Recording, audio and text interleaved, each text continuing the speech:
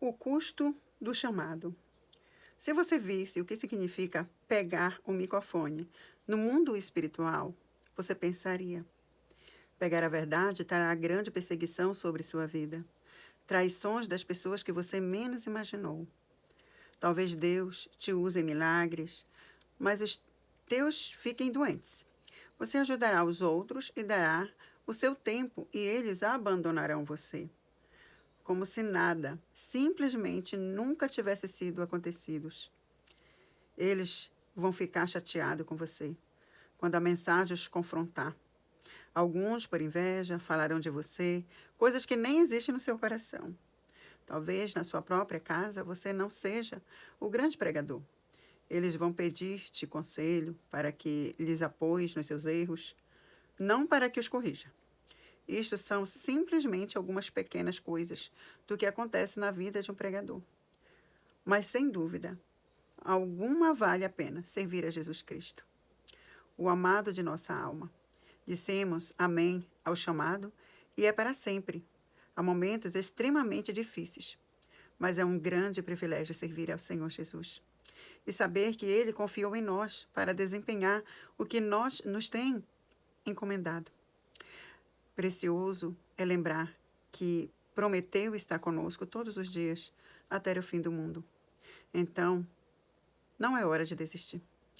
É hora de recobrar as forças no amado Espírito Santo. Continuar. Isso ainda não acabou, apenas está começando. Desejando de todo o coração que Deus te abençoe e te dê forças novas, como os do búfalo, e possui ungir a tua cabeça com óleo fresco. Bem-aventurados serão vocês quando, por minha causa, os insultarem, perseguirem, levantarem todo tipo de calúnia contra vocês. Alegre-se, regozijem-se, porque grande é a recompensa de vocês nos céus. Pois da mesma forma perseguiram os profetas que viveram antes de vocês. Mateus, capítulo 5, versículo 11 e 12. Eu li essa mensagem no Face, é de autor desconhecido. Aqui tem um microfone, né? E sujo de sangue. Então, fala sobre o chamado, a importância do chamado em nossa vida. E eu tenho esse chamado de Deus na minha vida, né? Como eu já expliquei aqui para vocês, né? Há muitos anos atrás, eu fui chamada pelo Senhor, né? Desde os meus 15 anos, na verdade, o Senhor me escolheu para fazer a sua obra. E pregar a sua palavra, viver o Evangelho de Cristo, principalmente, não só viver o Evangelho de Cristo, mas ganhar as almas para Cristo. Isso não é fácil. Né? Ter um chamado é amar a Deus acima de tudo mesmo. Sabe? Você não viver uma vida comum, normal. E a minha vida sempre foi assim, gente. Nunca vivi uma vida comum e normal. Sabe? Eu até tentei por alguns anos, em algumas esferas da minha vida, mas sempre ela volta àquele patamar, àquele nível, e o Senhor diz: ei, eu te dei um chamado, eu te dei uma obra para fazer, eu tenho um chamado com você, tenho uma obra para fazer através da tua vida. Tem almas querendo me ouvir, eu quero usar a tua boca, eu quero usar a tua vida para alcançar pessoas que estão sedentas, pessoas que estão com fome. E, gente, isso requer muito de pessoas que têm o chamado de Deus. Né? Temos sim que dar o sangue, eu digo assim, dar o sangue no sentido de não viver as nossas próprias vontades. E ainda hoje eu comentava com meu esposo, na hora do almoço, a gente almoçando e conversando, e eu falava para ele, a minha vida nunca foi comum, e eu pedia a Deus, eu queria, quando eu vivia pregando todo fim de semana, era viagem aqui, viagem acolá, e pregando no ministério, e eu dizia para Deus, eu queria ter uma vida comum. Né? Eu queria acordar, varrer casa, arrumar, fazer a mesa do café para as criançadas, para meus filhos, né? Tomar café, almoçar com o marido e tal, e passar o dia ali, ter Dia das Mães comuns, uma vida comum, uma família comum, é a coisa mais linda do mundo, né? Mas eu nunca tive esse privilégio. E Deus me ensinou a ser feliz assim, em meio às afrontas, em meio às dificuldades. Porque, gente, Deus não chama qualquer um para o ministério.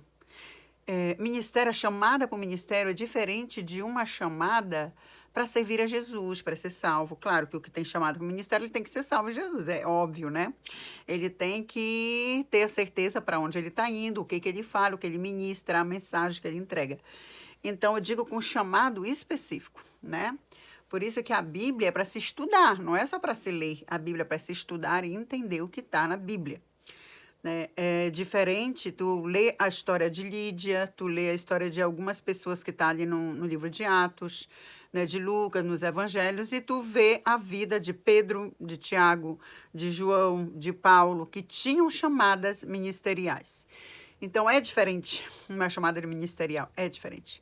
Então tu paga o preço sim. E muita gente, muitas pessoas não entendem, teus parentes não entendem, nem você entende muitas vezes. Mas aí o Espírito Santo vem e te traz a consciência para te entender que a tua vida não é normal, tua vida não é comum. O Senhor te ensinou e te instrui a viver pela fé. Viver pela fé é ter fé para viver. É desafio de fé todos os dias da tua vida. Então não adianta tu pensar e dizer, eu vou deixar de ser pastor, eu vou deixar de ser missionário, eu vou deixar de ser pregador para viver minha vida normal. Com o meu filho, com meus netos, na minha casa, tranquilo. Não, nada disso. Se você tem chamada de Deus, Deus já te mostrou em sonhos. Deus já te mostrou, profeta. Homem, mulher de Deus, o Senhor já te mostrou em sonhos muitas vezes. E até tu pensou, mas como eu, com o microfone na mão, eu falando no microfone, eu sou tímida. Gente, eu era tímida, eu ainda sou um pouco tímida, tá? Vocês sabem que é difícil depois puxar a câmera aqui e vir conversar com vocês. Mas ter a chamada de Deus é passar por cima desses desafios. É você abrir mão de você mesmo, da sua vida, para viver a vida de Deus, a vontade de Deus, o querer de Deus. Até porque a nossa vida aqui nessa terra ela é passageira. E devemos procurar fazer alguma coisa pelo reino de Deus, fazer alguma coisa pelo Senhor. E com certeza, o fardo do Senhor, gente, ele não é pesado, ele é leve, ele é suave. Então, quando eu sinto que o meu ministério está sendo pesado, é porque eu não estou carregando o fardo, ou seja, o que Jesus mandou que eu carregasse. Eu estou carregando o meu ministério como um peso e não como alívio para minha alma, como ato de obediência a Deus. Porque a obediência a Deus, ela traz bênçãos, ela traz consequências maravilhosas para a vida. É só obedecer.